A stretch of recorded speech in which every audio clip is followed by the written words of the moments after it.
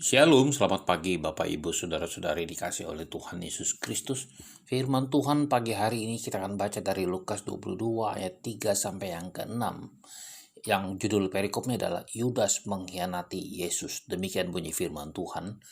Maka masuklah iblis ke dalam Yudas yang bernama Iskariot, seorang dari ke-12 murid itu. Lalu pergilah Yudas kepada imam-imam kepala dan kepala-kepala pengawal bait Allah dan berunding dengan mereka, bagaimana dia dapat menyerahkan Yesus kepada mereka. Mereka sangat gembira dan bermufakat untuk memberikan sejumlah uang kepadanya. Ia menyetujuinya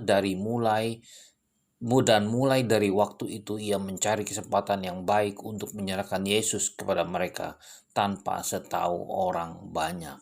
Saudara yang dikasih oleh Tuhan Yesus Kristus, kita akan fokus di ayat yang ketiga, saudara. Maka masuklah iblis ke dalam Yudas yang bernama Iskariot, seorang dari ke-12 murid itu. Saudara, mengapa saya tegaskan bahwa di ayat yang ketiga ini bahwa Yudas adalah yang bernama Iskariot, ke-12 murid? Sebab ada kitab Yudas yang ditulis oleh Yudas saudara daripada Yakobus dan juga saudara daripada Yesus. Dan Yudas ini berbeda dengan Yudas yang akan kita bahas pada hari ini, saudara. Saudara, iblis seringkali disebut sebagai penguasa kejahatan. Nah, itu sebabnya kita sebut dia sebagai setan yang artinya yang arti dasarnya adalah lawan. Karena apa? Karena setan terus-menerus terlibat di dalam kegiatan melawan setiap kepentingan manusia, saudara. Iblis terus-menerus menggoda manusia. Saudara yang dikasih oleh Tuhan Yesus Kristus, seperti yang dikatakan di dalam 1 Korintus 7 ayat 5, janganlah kamu saling menjauhi, kecuali dengan persetujuan bersama untuk sementara waktu, supaya kamu mendapat kesempatan untuk berdoa. Sesudah itu hendaklah kamu kembali hidup bersama-sama, supaya iblis jangan menggodai kamu, karena kamu tidak akan tahan bertarak. Nah, saudara, segala hal ini dikerjakan semata-mata adalah untuk menghancurkan manusia. Itulah pekerjaan daripada iblis. Sebagaimana tertulis, pencuri datang hanya untuk mencuri dan membunuh dan membinasakan. Semua yang berasal dari iblis adalah fasik, saudara. Iblis menggunakan dosa yang seringkali dikatakan dibalut atau dibungkus dengan kenikmatan, kesenangan semu, serta tawaran-tawaran yang nampaknya menggiurkan dan menyilaukan mata. Tetapi sesungguhnya di dalamnya penuh dengan jebakan yang mematikan. Iblis berusaha membelenggu manusia dan membutakan manusia sebanyak orang dengan iming-iming duniawi. Saudara, Yudas itu adalah salah satu contoh daripada sifat manusia yang mengutamakan uang. Yudas Iskariot ini, saudara, yang berhasil diperdaya oleh iblis. Iblis memanfaatkan Yudas Iskariot sebagai salah seorang murid Yesus yang dipercayakan tugas sebagai seorang bendahara. Yudas Iskariot itu yang dipercayakan oleh Yesus untuk memegang kas, saudara. Sebab Yudas itu berasal daripada bahasa Ibrani yang berarti Yehuda. Yehuda itu berarti pujilah Allah, saudara. Tetapi Yudas Iskariot adalah dikatakan sebagai satu tempat nama daerah di salah satu daerah di Israel, saudara. Nah, Yudas ini sering juga mengkorupsi uang kas yang dipegangnya untuk digunakan untuk kepentingan pribadinya. Seperti dikatakan di dalam Yohanes 12 ayat ke-6.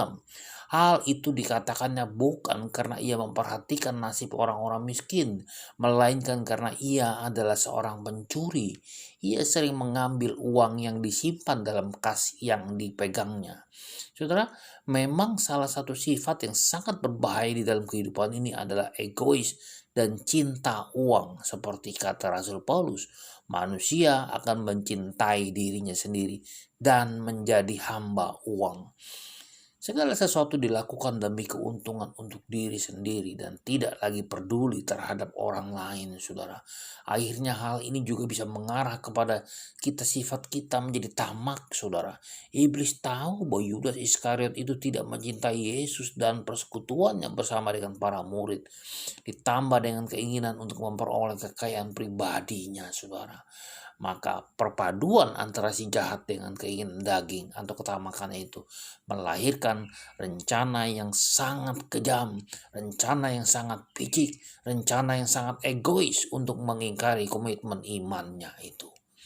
Saudara yang dikasih oleh Tuhan Yesus Kristus, kehidupan kita sebagai orang yang percaya juga tidak luput dari pengaruh si jahat serta keinginan manusiawi kita, saudara. Kita mempunyai keinginan, berbicara tentang keinginan bukan lagi kebutuhan, tapi ketamakan.